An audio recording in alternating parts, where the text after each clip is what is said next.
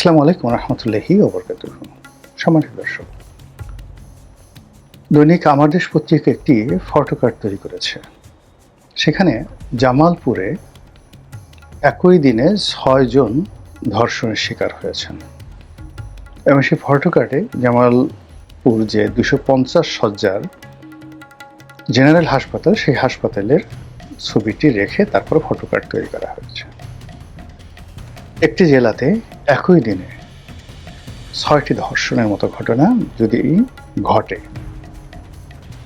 এটি একটা জাতির জন্য কলঙ্কজনক।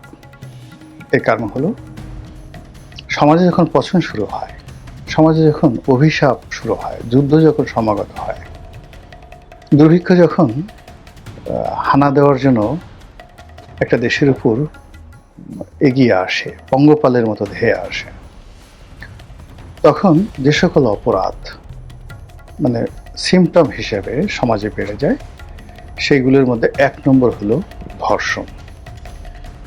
যে কোনো যুদ্ধ এবং যে কোনো দুর্ভিক্ষ, এই দুর্ভিক্ষ এবং যাকে বলা হয় যুদ্ধ, এটির পূর্বাভাস হলো যে ওখানে ব্যাপক হারে ধর্ষণ বাড়তে থাকে। আমি যখন আজকের এই ভিডিওটি করছি এবং এই যে ফটোকার্ডটির কথা বললাম আমার দেশে, সেটি আবার আমার যে ফেসবুক পেজ, সেখানে আমি এটা শেয়ার করেছি। তো কালকে একটা টেলিভিশন চ্যানেলে ছিলাম। তো টেলিভিশন চ্যানেলে তখন ওই খবরটা আমি দেখিনি। টেলিভিশন চ্যানেলে ছিলাম, একটি রাজনৈতিক দলের প্রধান ভদ্রলোক, সামরিক বাহিনীর একজন ব্রিগেডিয়ার, অবসরপ্রাপ্ত ব্রিগেডিয়ার।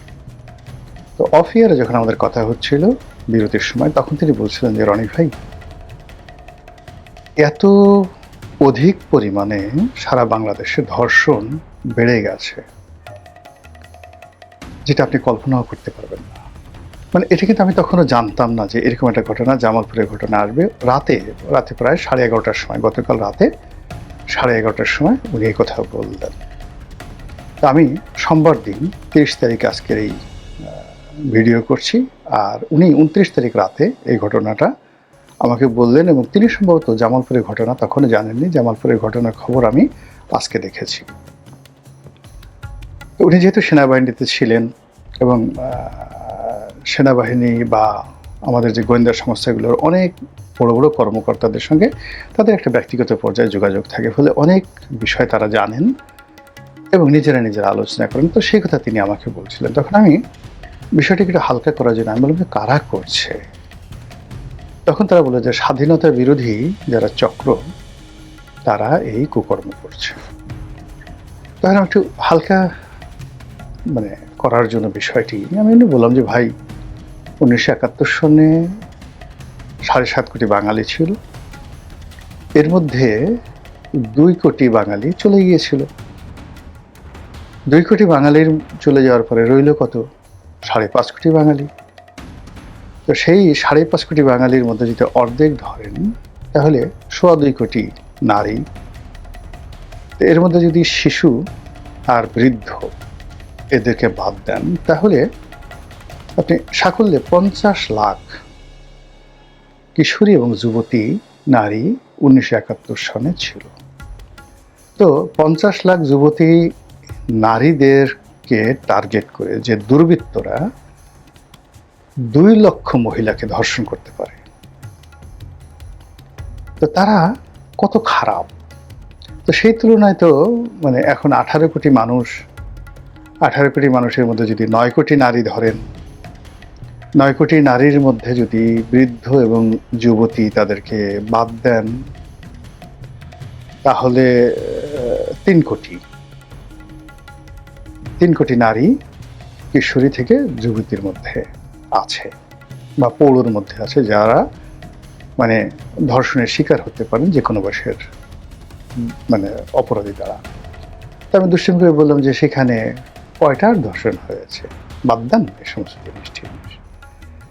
কিন্তু আজকে যখন আমি এই খবর দেখলাম, তখন আমার অন্তরাত্মা কেঁপে উঠল যে, এই যে ধর্ষণ বাড়লো, আবার কি একটা 71 আসছে? আবার কি একটা মুক্তিযুদ্ধ আসছে?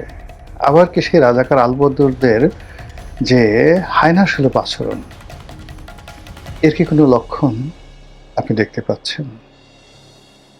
কিংবা আমাদের দেশে যখন এর আগে সেই সরকার পরিবর্তন হয়েছিল, তখন যেভাবে নির্বিচারে সারা বাংলাদেশে গ্যাং রেপ হয়েছিল, মানুষের ঘরে ঢুকে মায়ের সামনে কন্যা সন্তান, স্বামীকে বেঁধে রেখে স্ত্রীকে ধর্ষণ, এবং সেই যে আকুতি, পূর্ণিমা ধর্ষণের ঘটনার মতো নির্মম ঘটনা বা তার চেয়ে নির্মম ঘটনা যে একটি কিশোরী মেয়েকে ধর্ষণ করছে, মা চিৎকার করে বলছে, বাবা তোমরা একজন একজন করে আস্তে আস্তে করো, আমার মেয়েটা বাচ্চা মরে যাবে। সেই রাক্ষসে যে ছোবল, রাক্ষসের যে ছোবল, সেটা কি আবার বাংলাদেশে ফিরে এলো? আমি জানি না।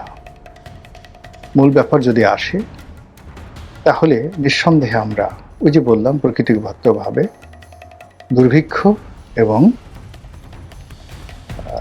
যুদ্ধ, এই দুটোর কবলে আমরা পড়ে যেতে পারি। দ্বিতীয় যে বিষয়টি আছে, সেই বিষয়টি হলো আইন শৃঙ্খলার অবনতি। এমনি গত 17 মাস ধরে আইনের প্রতি মানুষের যে নির্ভরতা, এটি নেই। থানা পুলিশ নিজেরাই ইয়ানফসি করছে। পুলিশের বাইরে মিলিটারি, তারা মানে শক্তের ভক্ত নরমের জম। দুর্বল এবং অসহায়ের উপর তারা লাঠিচার্জ করছে, কিন্তু যারা মব করছে তাদেরকে তারা প্রোটেকশন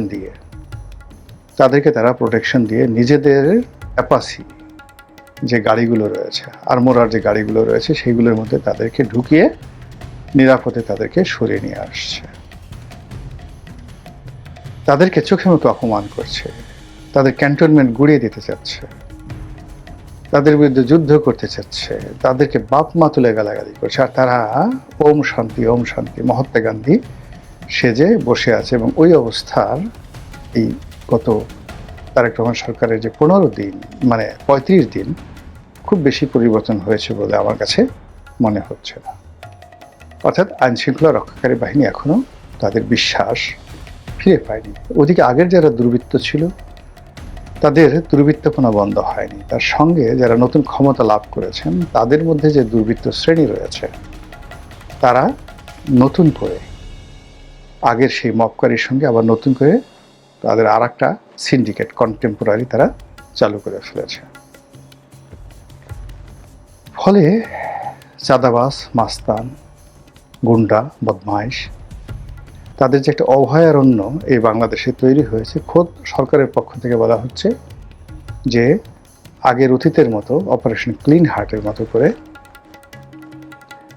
একটি অভিযান তারা পরিচালনা করবেন।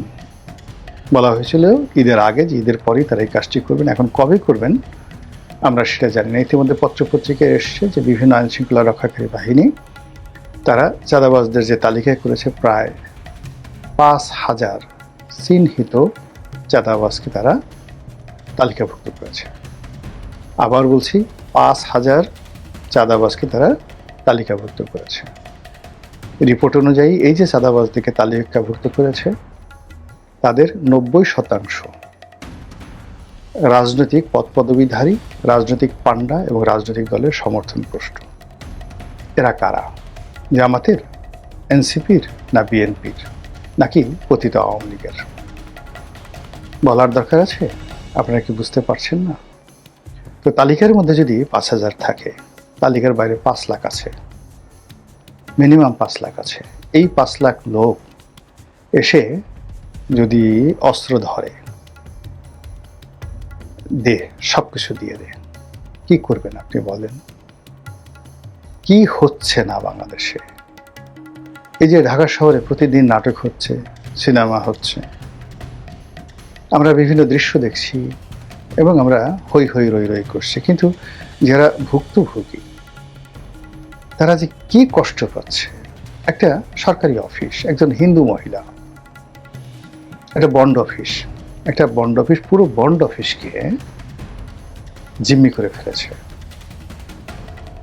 এবং সেই মহিলা দেখা গেল যে বিভিন্ন ফাইল আটকিয়ে প্রকাশ্যে, সে কমিশনারকে পাত্তা দেয় না, প্রধান ব্যক্তিকে পাত্তা দেয় না, 2 মাস, 3 মাস, 4 মাস সে এক একটা ফাইল ঘোরাতে থাকে। তো সেই মহিলার যারা অ্যাসিস্ট্যান্ট গার্মেন্টস ব্যবসায়ীদের কাছে লক্ষ লক্ষ টাকা ঘুষ নেয়, কাজও হয় না, কাজও করে না, ঘুষও টাকা ফেরত দেয় না। এই যে সিন্ডিকেট, নিজের চোখে দেখেছি, কর্মকর্তাদেরকে জানিয়েছি, কিন্তু সেই মহিলাকে মানে তার মহিলার যে টিকি স্পর্শ করবে এরকম অবস্থা জাতীয় রাজস্ব বোর্ডের নেই। ফাইল আটকে আছে সেখানে। কি বলবেন? কাস্টমসে, বন্ডে, ভ্যাটে, ইনকাম ট্যাক্সে, পোর্ট, এয়ারপোর্ট, সরকারি অফিস, কোর্ট, কাছারি, সব জায়গাতে মানুষের জীবন তছনছ হয়ে গেছে। এক ব্যবসায়ী বলতেছিল যে আওয়ামী লীগ জমানাতে ঘুষ দিতে হতো 7%। একটা কাজ, তারা যে কমিশন কাজ পেত, 1 কোটি টাকার কাজ হলে 7 লাখ টাকা ঘুষ দিতে হতো। মন্ত্রী এবং অন্যান্য যারা লোকজন ছিল প্রকাশ্যে তারা এই 7% ঘুষ নিত। সেই সরকারের আমলে, আওয়ামী লীগ সরকারের আমলে যে প্রকল্পগুলো এখনো টেন্ডার হয়নি, সেই প্রকল্পগুলো সাম্প্রতিক সময় টেন্ডার হয়েছে। যারা টেন্ডার পেয়েছে এখন ঘুষের রেট 3 গুণ হয়ে গেছে। 3টা সিন্ডিকেট, 3 7 21%। তাদেরকে না দিলে তারা এই টেন্ডার অ্যাওয়ার্ড করবে না, টেন্ডার বাস্তবায়ন করবে না। তারা বললো যে আমরা এখন এই ব্যবসা কিভাবে করব? যদি ঘুষই দিতে হয় 21%, তাহলে আমি লাভ করব কত? কাজ করব কি? কিভাবে চলবে? তো এটা তো বিচ্ছিন্ন আমি দুটো ঘটনা বললাম। এর বাইরে যারা ভুক্তভোগী, যারা জামিনের জন্য ঘুরে বেড়াচ্ছেন, যাদের আসামিগুলো কারারুদ্ধ অবস্থায় আছে, একটার পর একটা ঘটনা ঘটছে, জামিন হচ্ছে, আরো 3টা মামলা দিয়ে জেলগেট তাকে গ্রেপ্তার করা হচ্ছে। এখন এই যে জামিনের জন্য এই সময়টাতে যে পরিমাণ টাকা খরচ হচ্ছে লোয়ার কোর্ট থেকে হাইকোর্ট পর্যন্ত, যেভাবে ভুক্তভোগীরা তাদের সব কিছু শেষ করে সেই একটা জামিনের জন্য সব কিছু বিনিয়োগ করলো, দেখা গেল যে জামিন হয়ে গেল, জামিনের পরে আবার 3টি নতুন মামলা। সেলিনা হায়াৎ আইভীর মতো মানুষ বা সাবেক প্রধান বিচারপতি খায়রুল হকের মতো মানুষ, তাদের জামিন দেওয়ার কি দরকার ছিল? আপনারা বলতেন যে জামিন দেবো না, আটকে রাখবো। আবার জামিন দেওয়ার পরে কি দরকার ছিল তাদের বিরুদ্ধে আবার নতুন করে 3-4টা মামলা দেওয়ার? এগুলো তো আসলে একটা সরকারকে আসলে খুবই বিব্রতকর অবস্থায় ফেলে। এতে করে প্রধানমন্ত্রী কি লাভ হবে, বিএনপির কি লাভ হবে আমি বলতে পারি না, কিন্তু পুরো সিস্টেমটা কেমন যেন একটা লড়র ভড়র হয়ে যাচ্ছে, ভীষণ রকম লড়র ভড়র হয়ে যাচ্ছে। তো এই যে বললাম যে আইনশৃঙ্খলা, তার সাথে সাথে এই যে ঘুষ, দুর্নীতি, ধর্ষণ, এরপরে জুলুম, অত্যাচার, চুরি ডাকাতি, রাহাজানি যেভাবে বাড়ছে, তার সঙ্গে পাল্লা দিয়ে আরও যে জিনিসগুলো বাড়বে, মাদকের ব্যবহার বেড়ে যাবে, তারপর মানুষের মধ্যে ফ্রাস্ট্রেশন বাড়বে, কাজ করার ক্ষমতা কমে যাবে, জিডিপি এমনিতে এবছর মাইনাস হবে, সেটা আরও নিম্নগামী হবে। তার সঙ্গে সঙ্গে রয়েছে যুদ্ধের প্রলয়, তার সঙ্গে সঙ্গে রয়েছে নতুন সরকারের হানিমুন পিরিয়ড, নতুন মন্ত্রী এমপিদের যে অনভিজ্ঞতা, সব মিলিয়ে কি মনে হয় আগামী দিনগুলো খুব ভালো যাবে? মহান আল্লাহ আমাদের সবাইকে হেদায়েত দান করুন এবং হেফাজত করুন। আসসালামু আলাইকুম।